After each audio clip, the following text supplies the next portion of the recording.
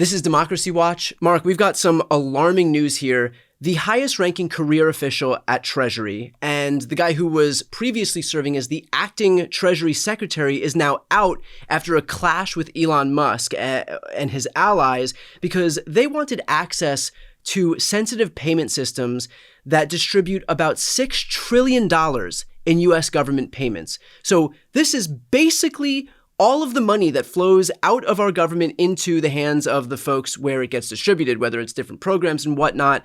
First of all, can I have your reaction to what looks on its face like pretty startling news in that the guy who is managing these systems is out and Doge and Elon Musk's whole organization is now in after trying to get access to the system for a long time now? I mean, it's shocking. I mean, I don't shock easily, and even I am shocked by this at a couple of levels. The first is, this guy who has now retired and resigned, he was the acting Treasury Secretary just a few days ago. I mean, this is a guy who knows how to make sure the Treasury Department runs. And the Treasury Department is one of the most important agencies and departments in the world. It not only oversees the payment process, but it oversees literally, a lot of how the U.S. economy winds up working. And so just the fact that a guy with that much experience, who's that senior, who has been around the Treasury Department all these years, for him to suddenly resign tells you something really bad is happening, number one. But number two, there are only a couple of reasons why someone from Doge would want access to the U.S. payment system. One is that they're trying to cut off the flow of funds to certain programs. Now, that is important because remember, the Trump White House through OMB and then through a tweet from the press secretary has tried a series of ways to suggest that that Donald Trump can control whether or not funds are distributed or not distributed to various federal programs or through grants or through loans. And that is a power explicitly reserved in the U.S. Constitution for Congress. So having been frustrated with their effort to block this through OMB, one wonders if they're now trying to find another way to block it through the actual mechanism of funds moving out the door.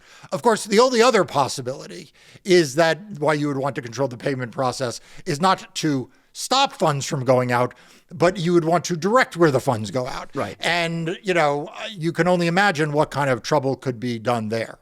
I mean, I want to dig into that part a little bit of it because we already know that the Trump administration is especially interested in blocking payments to recipients that they don't want to fund anymore. They've already tried to do it to programs like Medicaid, to Meals on Wheels, a lot of these programs that the poor, who the Elon Musks of the world and the Donald Trumps of the world don't care about, rely on to survive. But if you have other recipients, we'll just say, who might want funds from the federal government, but the oversight, all of the controls are other Trump lackeys, then what bulwark is there to prevent from abuse happening? Yeah, we tend to focus on this, as we should, about what does this mean for the poor? What does this mean for people who are the most needy? What does it mean for the billionaires? Right. And the large multinational corporations that have either bowed down or not bowed down, right? What does it say if you are a major defense contractor? What does it say if you are a major contractor to the federal government that provides, say cloud computing services, right? Or space services? What does it mean that now the spigot for how money can go out or how money cannot go out is now under a control of political actors rather than, people who are upholding their oath of office or federal law.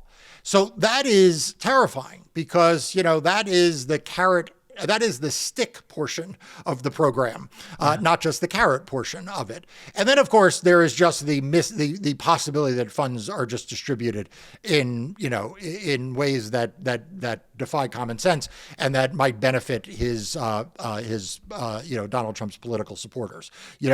Will funds flow, for example, to certain types of cryptocurrency, certain meme coins, for example? I don't know if there's one you could think of. Maybe what we need is a Brian Tyler Cohen coin. Yeah, I think that's next up on my plate. I need a shit coin, basically. That's what I should be looking for. Well, you know, it seems to be very much in fashion. I know it is. Corner. It's in vogue. I'll tell you what. If all I have to do is pivot to the right, and I can start selling coins, and that's really all it takes at this point. Marc, in terms of recourse, what is the bulwark if the federal government, if the executive branch, if the folks at the Treasury aren't willing to provide any adequate or requisite oversight? Do we then look to the courts? Like, what happens when all of the police basically become bought and sold by the very people who are content to abuse the system? And look, we've spoken at length about how Donald Trump is trying to root out career civil servants from the government. He's trying to get them to resign. He's sending out these mass emails. He's promising them buyouts, which may or may not happen. I don't think there's any avenue for the government to be able to pay 12 months in advance. But these are the folks who would largely make up the population of whistleblowers, for example, if there was abuse. These are folks who wouldn't be willing to just allow a criminal president and his criminal accomplices to just run roughshod over these departments. And so if those people are gone, then who becomes the person responsible for oversight here?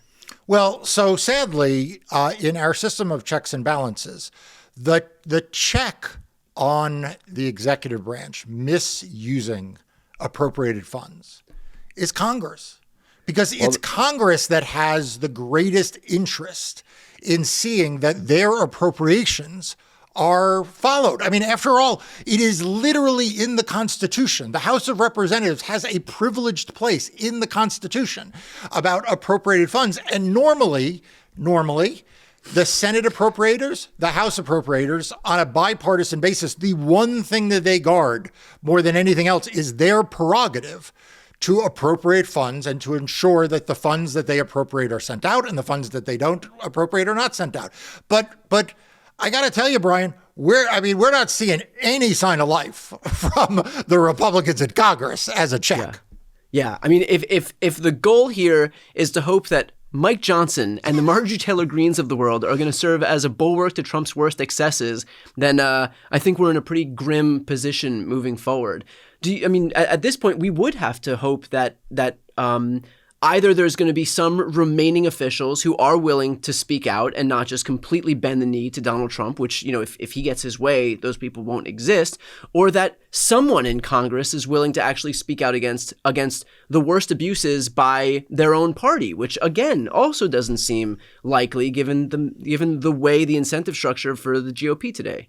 Right. And so, look, the courts are an ultimate backstop here because ultimately people who don't get the funds that they're entitled to can sue the federal government and then go to court. But I want to be clear, you know, I try to point out the places where I think the courts can be really a frontline actor to halt Donald Trump's worst impulses. And I think it's important that we recognize when the courts do that and celebrate them when they do that.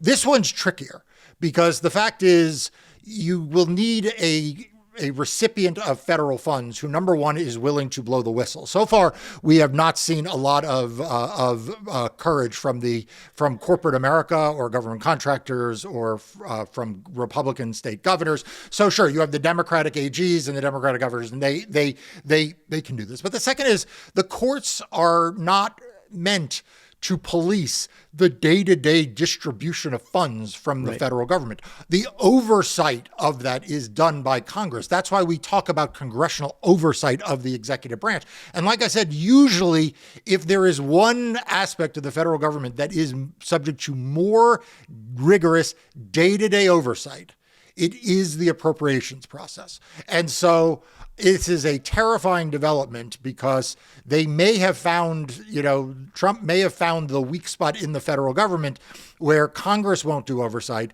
The courts will, but where it is very clunky and not efficient.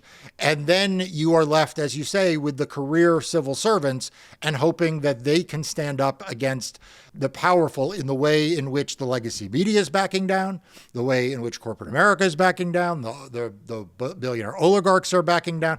And I should add, to that, you said whistleblowers. Where do whistleblowers go? Whistleblowers usually either go to Congress or the inspectors general. The inspectors general, which have been fired, or they go to the media.